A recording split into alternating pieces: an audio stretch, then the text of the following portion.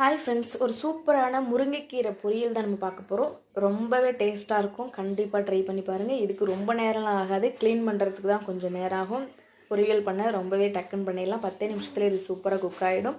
இது எப்படி பண்ணலாம் பார்க்கலாம் வாங்க.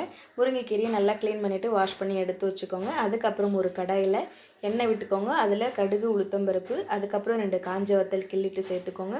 அதுக்கப்புறம் பொடியாக கட் பண்ண ஒரு பெரிய சைஸ் வெங்காயம், இல்லை சின்ன வெங்காயம் சேர்த்தா இன்னும் நல்லா டேஸ்ட்டாக இருக்கும். நான் பெரிய வெங்காயம் தான் இன்றைக்கி சேர்த்துருக்கேன். நல்லா வதக்கி விடுங்க. நல்லா வதங்கினா கொஞ்சம் ப்ரௌனாக மாறின பிறகு அதுக்கப்புறம் நம்ம க்ளீன் பண்ணி வச்சுருக்க முருங்கைக்கீரையும் அதோட சேர்த்துடுங்க. தண்ணி நல்லா இருத்துட்டு சேர்த்துக்கோங்க.